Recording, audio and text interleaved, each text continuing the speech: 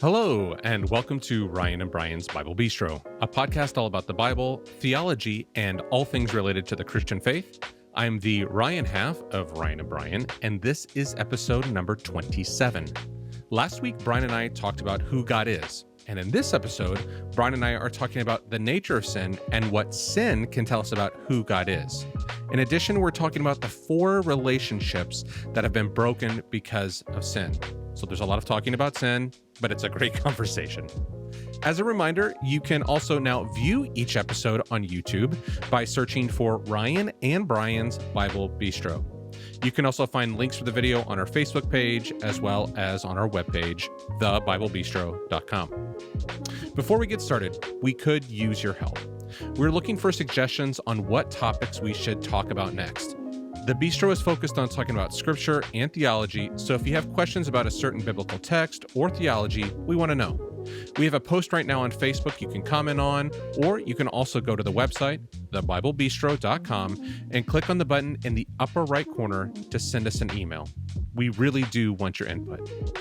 All right, let's jump into this episode looking at sin.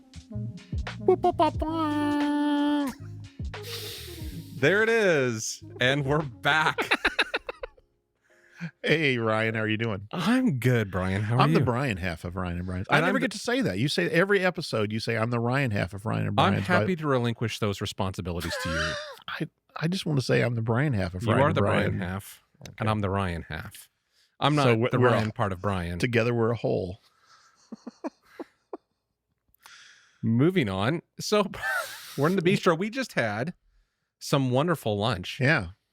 Should we give a shout out to the Busy Corner restaurant in Goodfield, Illinois? Yes. If you've been there, you know the pies are the thing. The pie, I had a Door County cherry That's right. pie, and it's delicious. Was very good.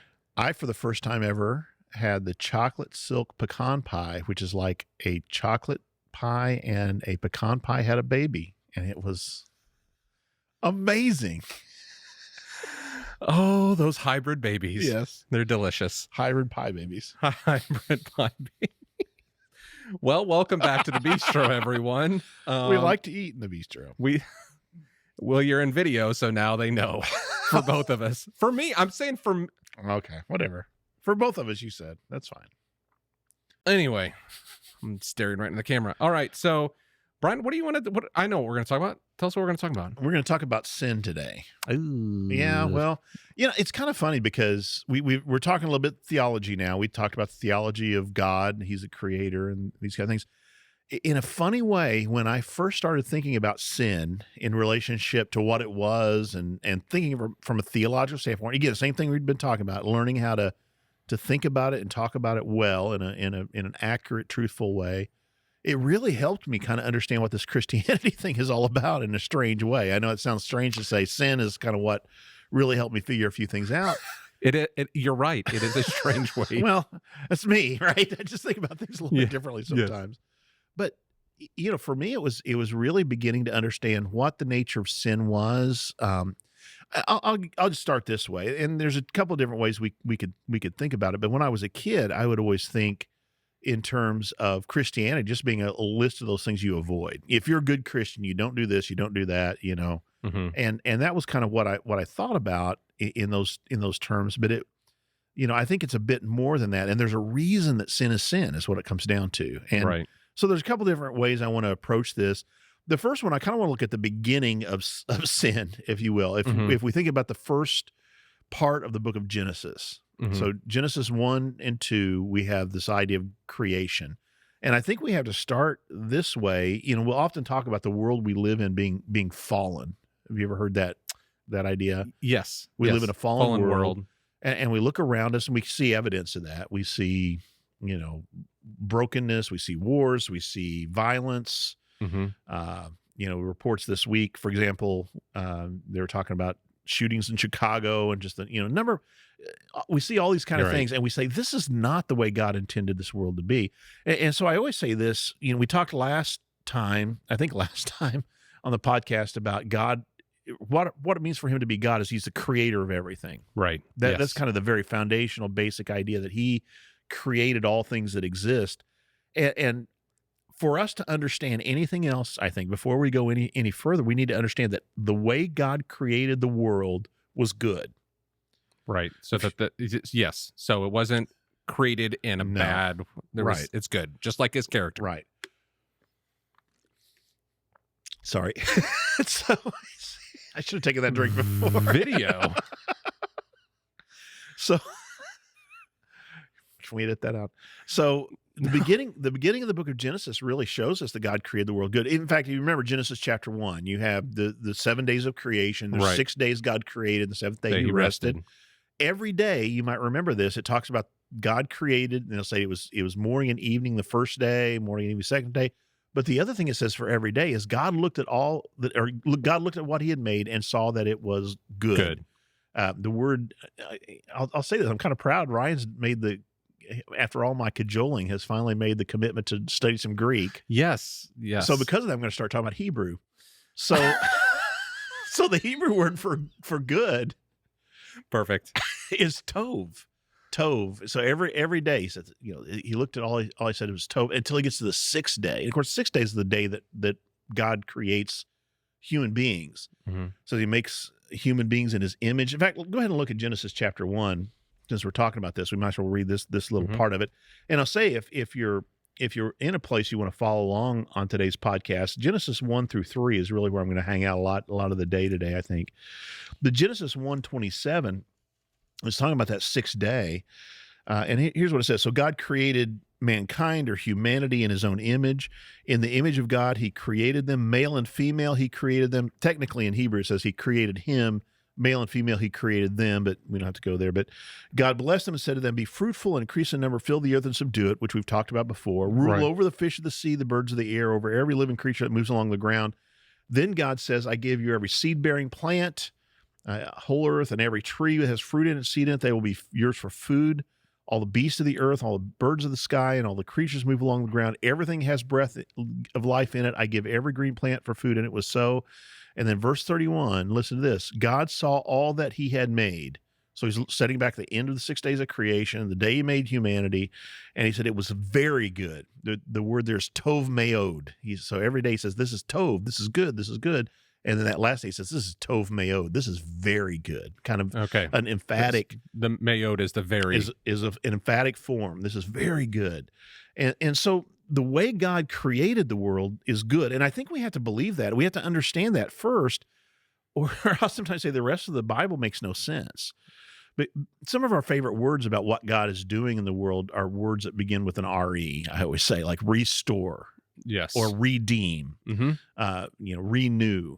And the means to put it back again. And so unless we understand God creating the world good in the first place, the rest of the idea of redemption or restoration of what was broken in the beginning doesn't make sense. So we have to understand, I think it's important we understand that God created the world good. Very, very important. But as I said, we look around us and we see that this is not the way God intended it to be. We see lots of things happening, see a lot of tragedy, death, destruction, brokenness, and we say, what happened? And that's really things are broken. That's what really the story of Genesis 3 is about. So when we talk about the world being fallen, the story of the fall, we say, and we say F with a fall with a capital F, is this is what happened. This is where the brokenness entered the world. And I think the way we answer this question about what happened is crucial for our worldview. Right. Well, go ahead. Yeah. So as we think about that, that fall happening, how did it happen? Well, that's what we're going to get to. But here's what I was going to say in terms of worldview. You might remember when we talked about worldview, we said one of the parts of our worldview is the way we answer. It's our beliefs. The problem. Right. What's the problem? What's the solution? And so when we get to Genesis 3, it's really the what's the problem thing. Right. Well, you guys might remember the story. Genesis chapter 3, the very beginning of it, you have Adam and Eve that are in the garden, and the serpent comes, and essentially there's a lie that takes place. So look at the first, go ahead and read Genesis chapter 3, verses 1 through 7, if you would. Yep. For us, Ryan. Up here.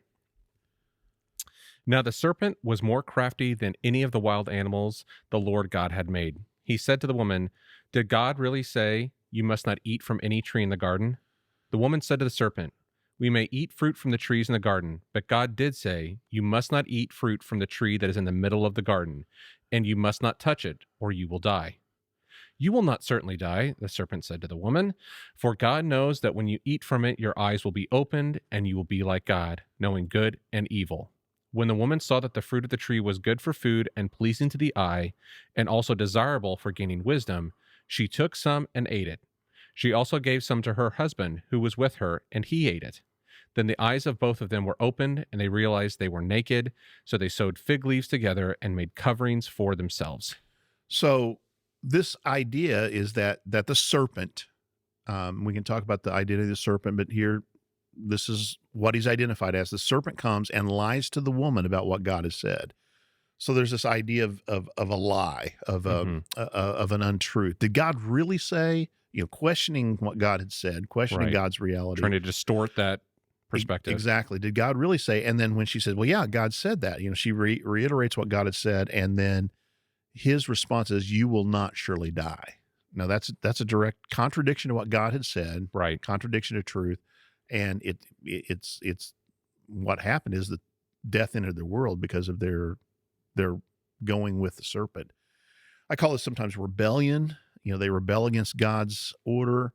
They decide, they want to know right and wrong for themselves. They want to kind of be the determiners of right and wrong for themselves. And really, that's been the problem then ever since this time of the garden. So what caused the fall, I would say, was humanity.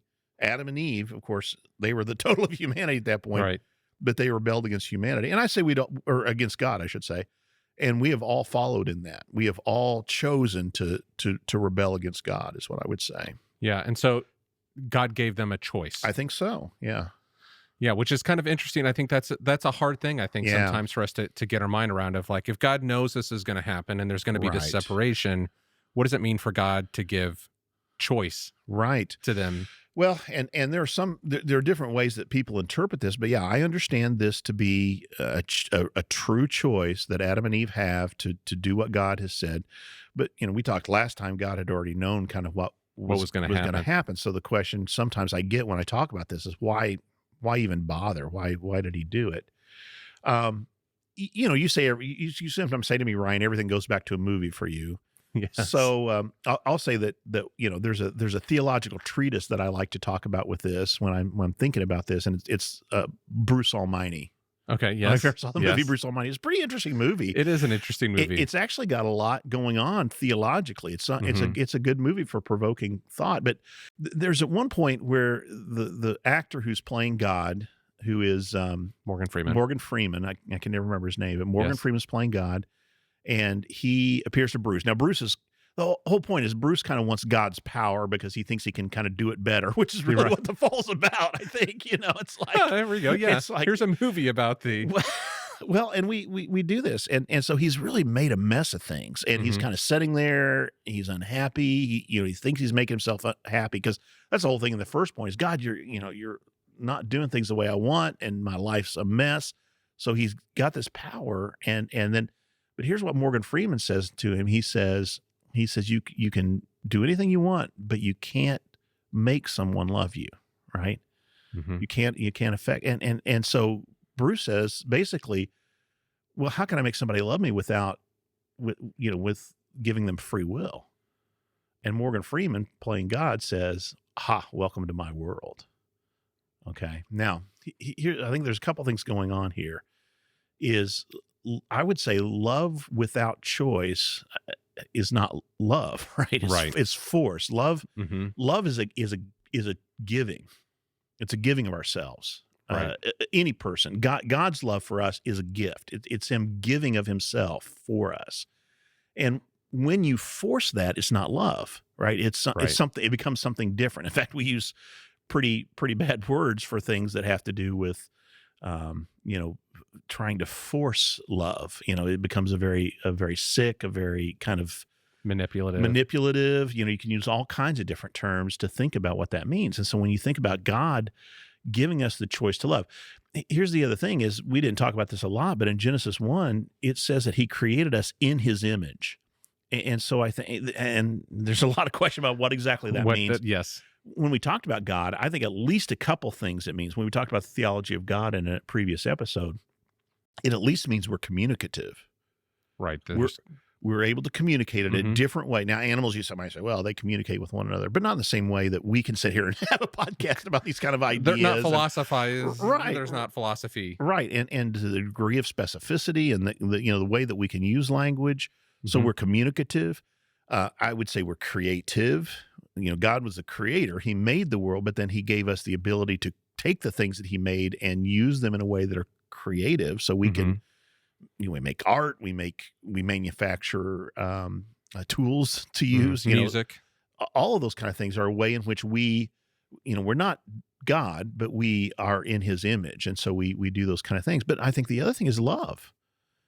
Again, I suggest God is love, and we even see him loving the other persons within the Trinity before creation. And so he created us with that capacity for love. And I would say that inherent within that capacity for love is the ability to choose. The capacity to turn it down. Right. So some people say, well, why do if he knew he was going to eat of the tree, then why did he even put it there? Why did he make it accessible to them? But, I would say there's no freedom, right? There, without the ability to choose, there is no choice, right? There is no true freedom. And I believe, and not everyone believes this way, but I believe in true free will. What I would say, in the fancy term for it, libertarian, not in a political sense, but in a theological sense, libertarian free will. I believe in true free will, not apparent free will, but I believe that we truly have the ability to choose. And I think we see it here. It becomes important later on for different things. And we may talk about that at a later time also. Yeah, but that's a really important piece. It is. Yeah, this is one of the conversations I have a lot with some friends or in groups, like how we understand this happening really affects how we look at the rest of Scripture in some ways, and how we reflect on what our role is in the world as well. Absolutely. Like, and you think like, well, this is just, it's in that pivotal moment that a lot is shaped. A lot of theology gets shaped afterwards. That's exactly correct. And we said before, worldview, these founding questions about origins. Where do we come from? Who are we? What's our identity? What's the problem and what's the solution is foundational for our worldview. And that's what you're saying. Everything, worldview affects not only the way we think about things, but the way we talk about them, and also then the way we act, the way we respond to the world around us. Right. And the theological word is theodicy for the problem of evil. The problem of evil is, not just the fall. And so this idea of theodicy, to use a fancy word here, and I'll give you another fancy word in a minute, but yeah, that problem. The fancy word podcast. Hey, we should think about that. That problem of evil, though, is what causes a lot of people problem, even with the idea of the existence of God. If there's a good, all-powerful God, how can evil exist? And I would say it's because he loved us enough, and he created us in his image in a way that we had the ability to choose. I would say, and this is going to become very important, maybe not in today's episode, we may talk about this in a later episode, but I would say that the idea is God did not bring evil into the picture. We did.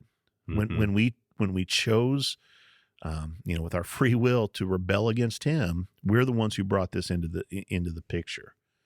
And so that, gives us an idea about who God is and even why the world is, again, fallen the way that it is. Let me say a little bit more about this then. Let's go ahead a little bit further. Okay. This choice that Adam and Eve made to rebel, to separate themselves from God, then had big implications. Now, God is the source of and the creator of all life. So when God says, if you eat of this, you will die, that's kind of the idea. If you choose to separate yourself from the source of all life, then that's the result. It's not God. I would say it sometimes this way. It's not that God is punishing them with death. It's not the death penalty.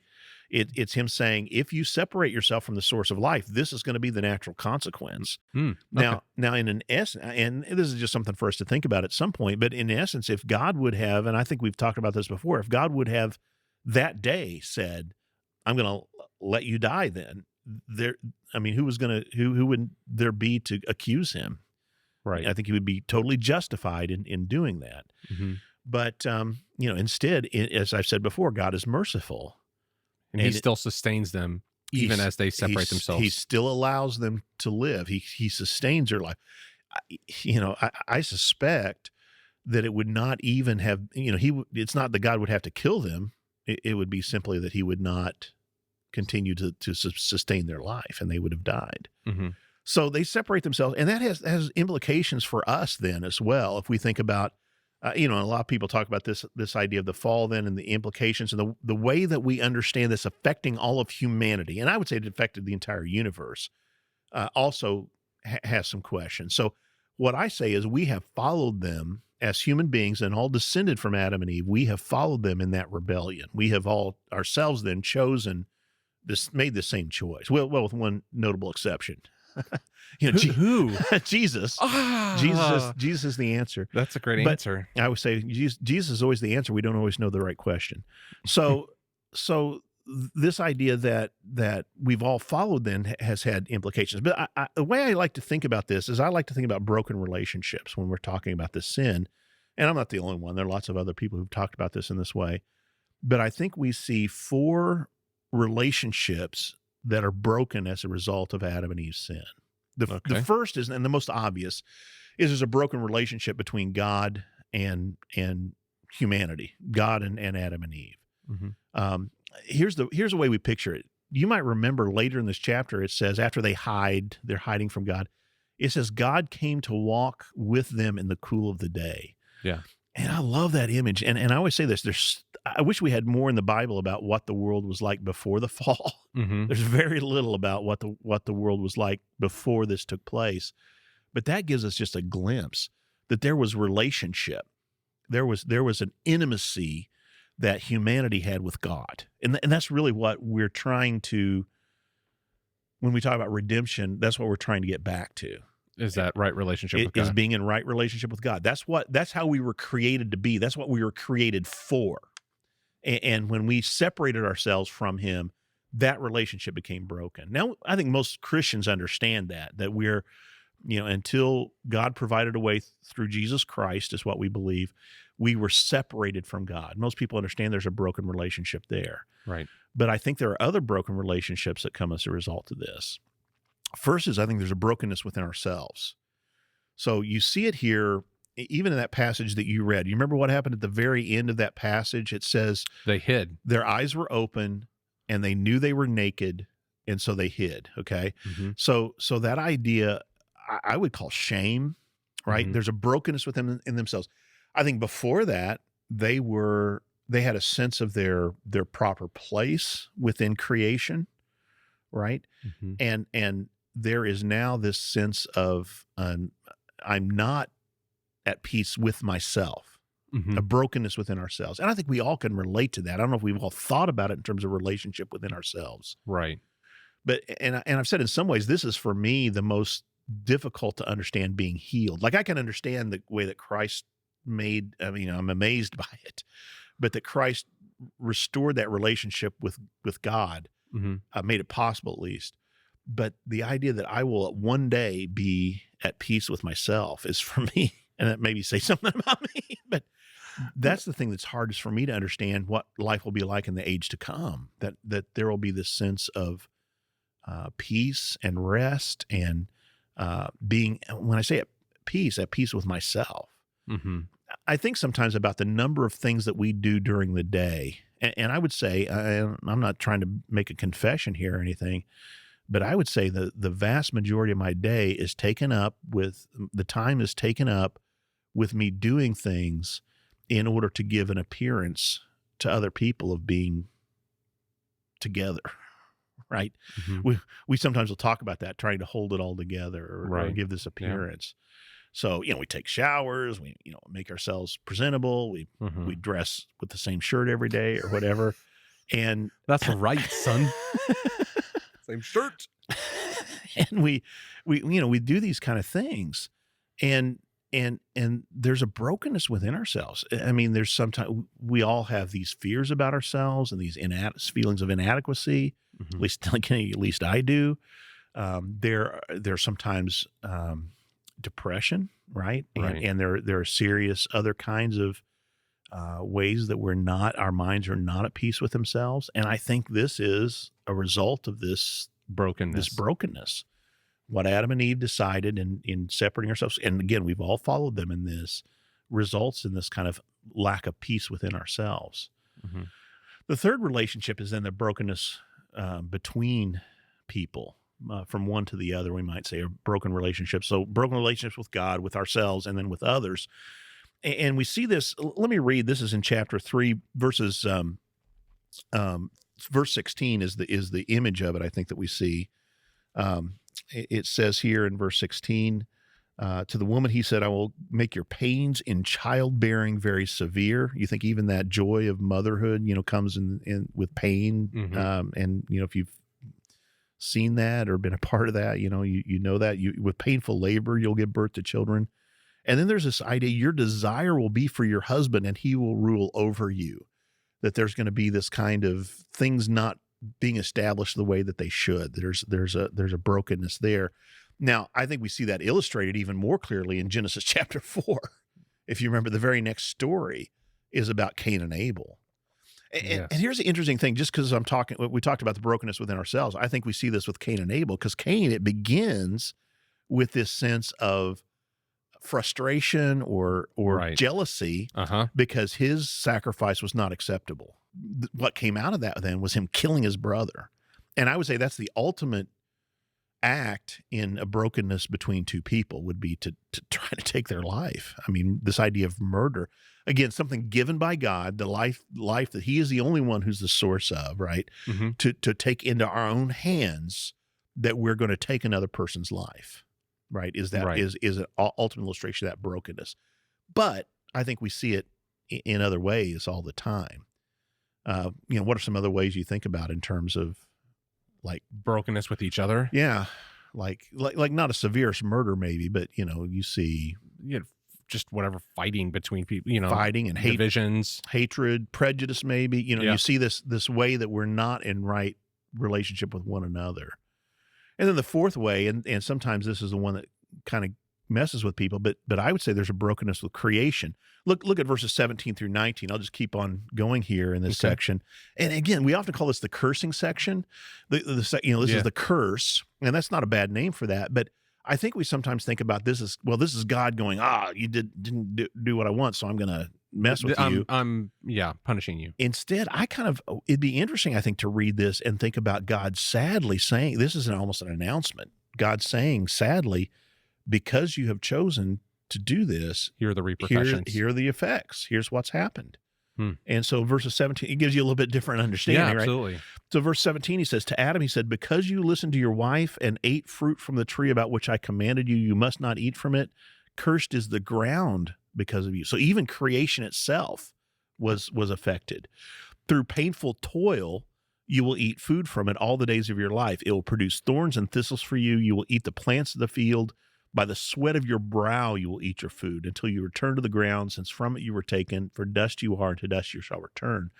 So we get the change from this garden where, I mean, they had work to do. They were called, he was called to subdue the garden, but they were in a place they could reach out their hand and take fruit.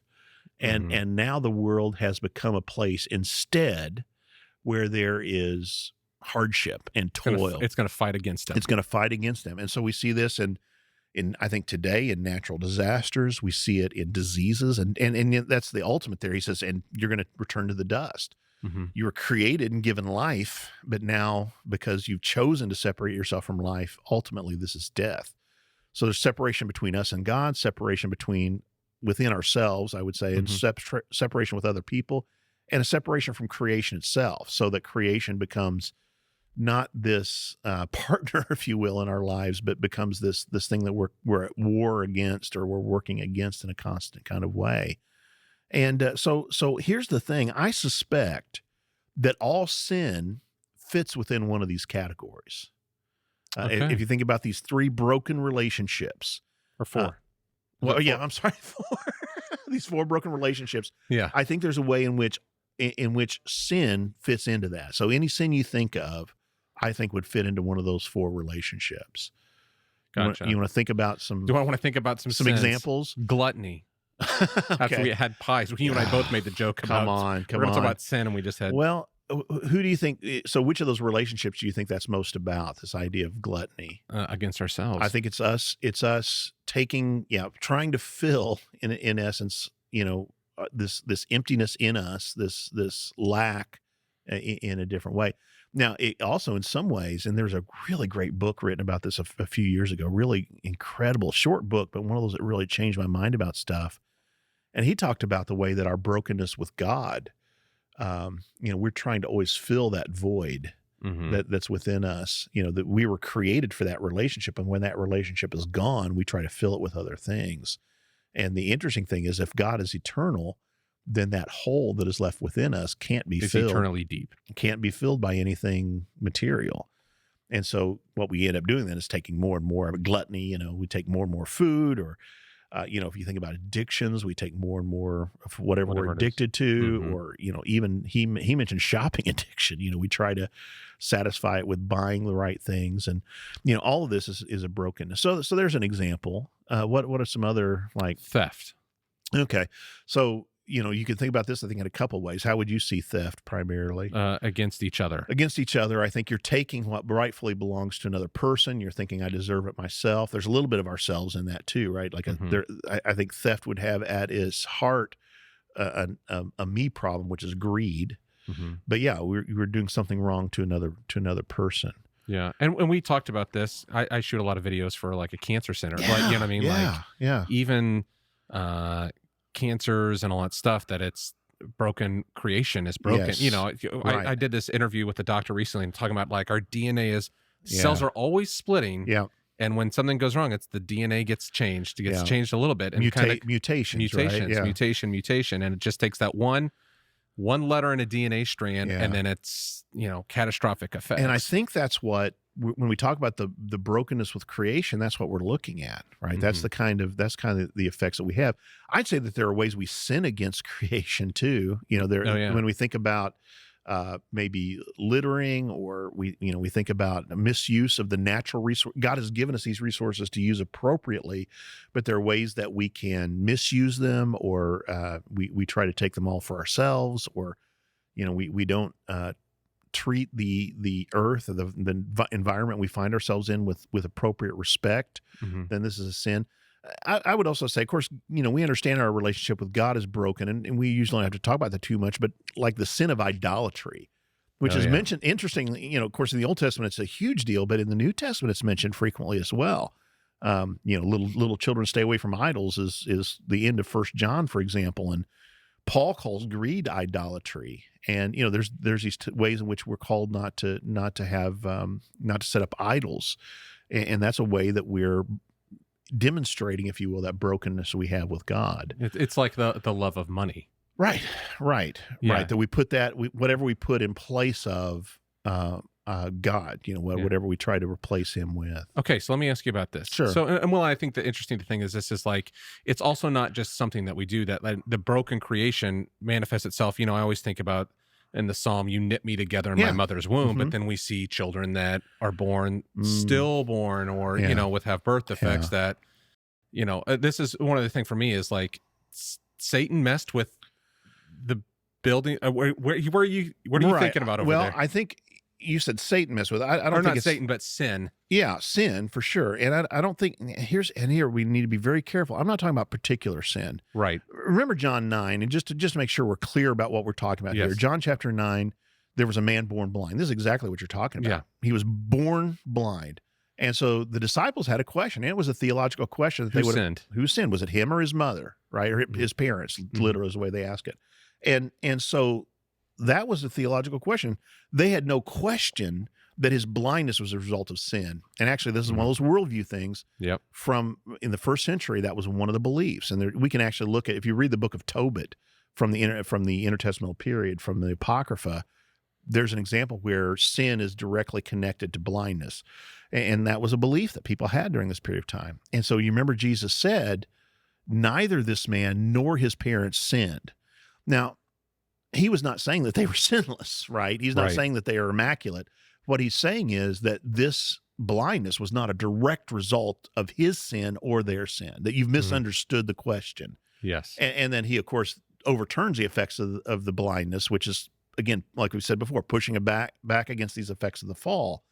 But here's what I would say is those things, like that man's blindness, was caused by the fall, that we live in a fallen world. So and this is what we're getting at, it's affected creation, so that, let me say it this way, all kinds of disease, like you said, these mutations that take place within DNA, all of these diseases ultimately have their source in us living in an environment that we were created to live in a perfect harmony with, but because of our own rebellion, the way we would answer that has affected it in this way.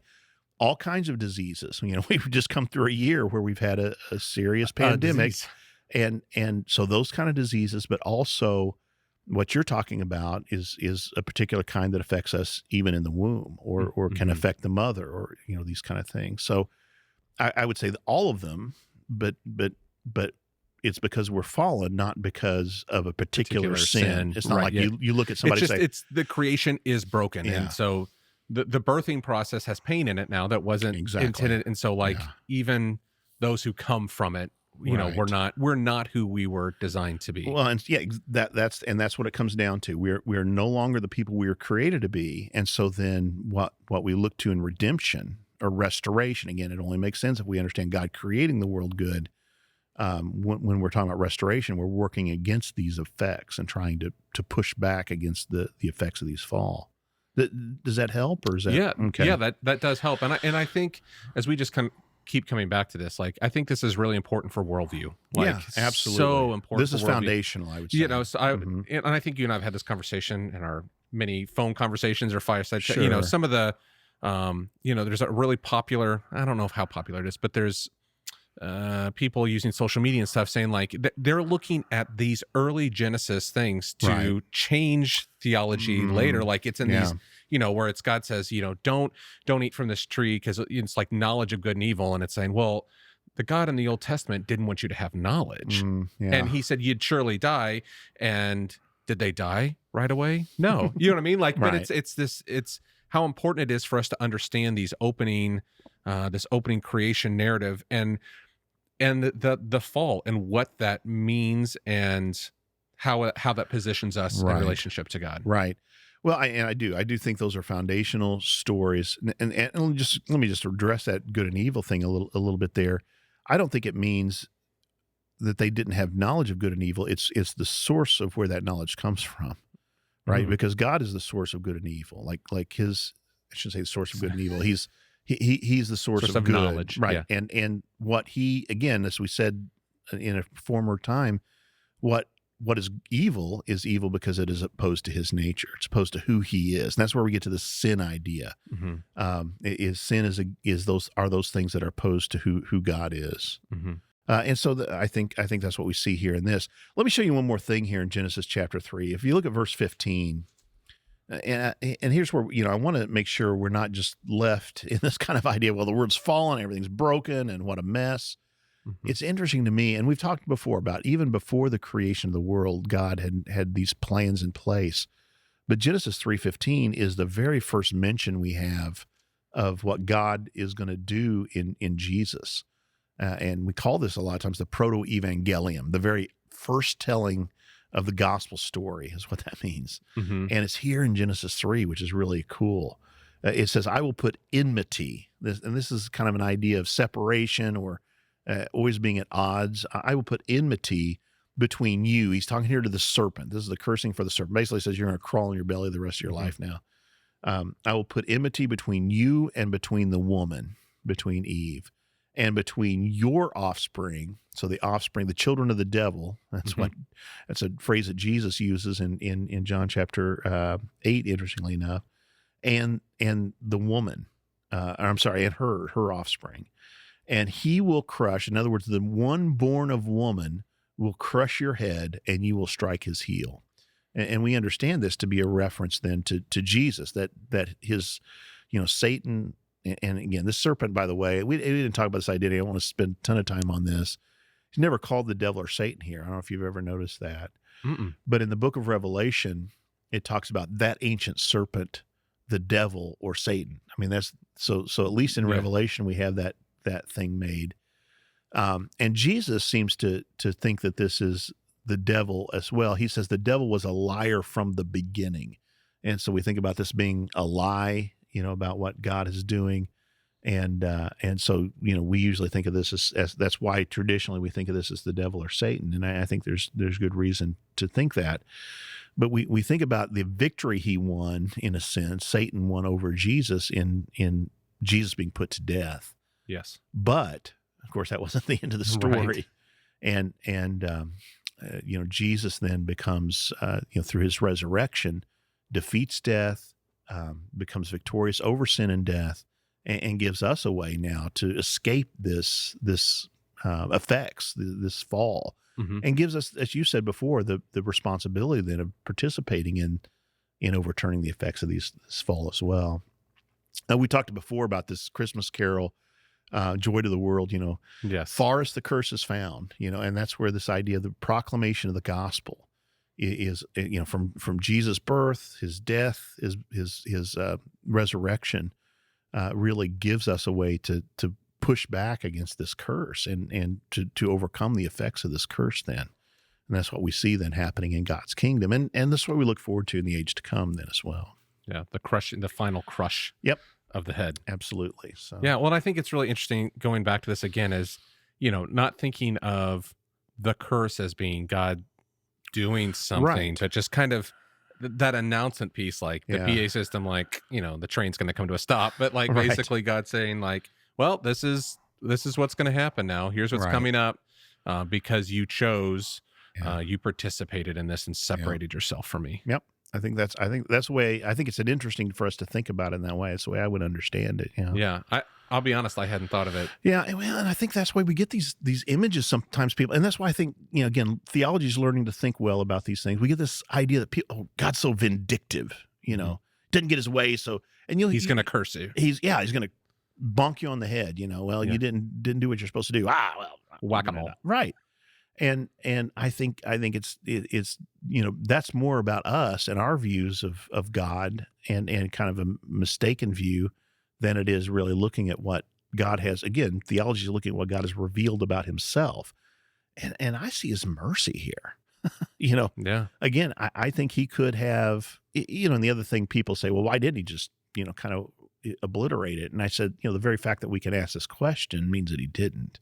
Mm-hmm. Right. He loved us enough to give us an opportunity to come to him and restore this relationship and be involved in this work of restoration. So I think that's what it comes down to. The very fact that we can ask the question means that he had enough mercy to allow us to continue to, seek relationship with him. Yeah. So what? That's my question. This is my segment. So what? Well, so, we reckon this is my turn. So, so we recognize that there's these broken relationships. You look at this in these four different ways. So what does it mean for us as we live our lives? Two big takeaways. And the first one I would say is, well, let me go back. Let me go to the second one first. The second one, which I'm doing first. So I guess that makes it the first one. The first is the second, and the second. No. Okay. It's a fallen world. So I think we often think about that broken relationship with God, but we don't think about all those other relationships. And so now you might think, well, it's weird that you got this theology by thinking about sin, but it also has to do with what does it mean when we're being redeemed? So it means more than, now, please don't mishear me. The most important relationship to be healed, and the first relationship that has to be healed, is my relationship with God. Mm-hmm. And that's what Christ made possible with what he did on the cross, made it possible. And we can talk about that another day, how that happened. But my rebellion, my saying, I want nothing to do with the source of life. Now I have been given an opportunity to come to life through Jesus, to be, and we use this term, regenerated, right? To be born again. I'm given this opportunity to draw on that. And that relationship then being healed is the first step in the rest of salvation, I would say. Right. And here's my point. We often stop there, though, and we think that's the end point in what it means to be saved. Mm-hmm. And I think that's caused some bad theology and some bad ways that churches operate in the future. It's not just about that relationship. That's the most important one. Don't misunderstand me. Right. But then also the way I treat my neighbor right? The way I treat other people, the way I treat other members of the congregation. What? Is an important Brian, part of this. no, I know. That's a bridge too far, man. I'm going crazy talk. Yeah. We need to talk about Ephesians 2 one of these days and just what God has done in Christ in reconciling us to one another. But he and here's the other thing. Like I said, this is the hardest thing for me to understand. And I would call it sanctification. That God, here's what Jesus says is there's another comforter coming. And when we come to Christ, I think the Holy Spirit begins to live within us. Paul uses the term indwelling, and I think he begins to transform us. And you said we're not the people we were created to be, but I think he starts to recreate us into the people we were intended to be. And that's the process I would call sanctification, that he's working within us and making us more and more like the people we were created to be in the first place. So that's part of it. Here's the other thing is, even salvation affects creation, right? It even affects the way that we view our work, the way that we view our responsibility to creation. You were talking about some of the DNA stuff earlier, and I know that you know people who are working on ways incredible ways to reverse the effects of some of these diseases.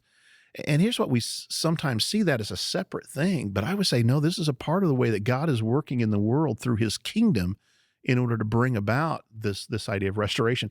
It's interesting. I don't know if you thought about this a lot. It's not as true as it used to be, but the original hospitals, the whole idea of a hospitaler was a Christian concept. Right. And many hospitals were begun by Christian organizations, religious groups, many of them Christian organizations. And, you can see that in the name, Methodist Hospital, or you'll see Baptist East, all these different hospitals have these names that are associated with various church groups. And that's a part of the way that we're trying to say, okay, the world's not the way it should be. Death and disease is not a part of the way that the world should be. So we're trying to make it right. So I think that's an important implication here, that there's much more for us to do than just to get right with God and set and wait till the rapture, or whatever, we're active participants in this restoration, in the work of restoration, restorative process. Yeah. And we've talked about that before, that like as part of the kingdom, ushering in the kingdom, and it's pushing back against the separation that has happened because of the fall. And the second thing I'll say is I think this has a lot to do with our view of God. We'll get more into this idea of sin. I think we'll talk more about it, but I think the way that we understand what God is doing in us, like I said, we often, there are people who see him as vindictive or irrational sometimes almost, or why is this a sin and this isn't, or, white hot rage. Right. But even, and I can't tell you the number of times I say this kind of goes back to the fall, because at the heart of sin a lot of times is this idea of wanting to decide for ourselves. Okay. Rather than taking our proper place within the created structure of the world and saying, God is the creator, I'm not. Isaiah says it this way, kind of gives us this image. Would the pot say to the potter, you didn't make me? Right. That idea, how does that work? Right. That's an upside. How does the created thing say to the creator? That's an upside down way of thinking of these things. And yet that's how many of us and many people in the world live. That I'm the master of my own destiny. I'm the one who's going to decide what is right for me. Right. And I think that ends up in just brokenness. It ends up in more broken relationships. And I'll be frank, you see this sometimes in self-help gurus. Right. This is advice you sometimes get in books and these kind of things, that we make these decisions for ourselves in order to make us happy. And what ends up happening is just more and more brokenness. I think a good solid, you said this before, I think a good solid understanding of our faith and theology is crucial for us to understand how we are to act. You mentioned Francis Schaeffer. I think in the last episode we were talking about the God who is there. He wrote some incredible books, but then, he also wrote this one that's, and how shall we then live? Yes, right? Yes. That has to do with what are the moral implications of our theology is what it comes down to. And I think that's, our theology and proper understanding of our thinking can result in right behavior. Then it doesn't naturally result in right behavior. There's other things that have to happen, but this idea of having right thought is necessary as a foundation for right action, I think. Because if we're thinking wrong about things, we're gonna act incorrectly. So those are the kind of the two things I would say that are this is the so what. This is the reason it's important. So. Yeah, absolutely. Well, Brian, wow, there's a lot to chew on there. And I think there's some great things to think about, to think about in there, and how we think about sin and what happened and what's going on in the fall. And I think we're going to have another episode here. I think we're going to talk about sin some more. I mean, we sin some more, like kind of finished talking about sin. Kind of scratched the surface of it here. So, well, Brian, thanks so much for sharing. Thank you. And we'll talk again soon. Good to talk to you, Ryan. Yeah, bye. Thanks so much for listening to this episode of Ryan and Brian's Bible Bistro. Next week, Brian and I are continuing our conversation about sin, what it is, and what it does to us. We hope you'll join us for that. You can find show notes, links, and more at thebiblebistro.com, as well as sign up for our email newsletter to stay in touch, but also to get our exclusive video on how to use the Blue Letter Bible. So go ahead and sign up, and you'll get that email with the video sent to you right away. You can find us and follow us on Facebook and Instagram at The Bible Bistro. And as always, you can subscribe to us on either Spotify or Apple Podcasts. Just search for Ryan and Brian's Bible Bistro. Thanks so much for listening. We'll talk to you next Tuesday.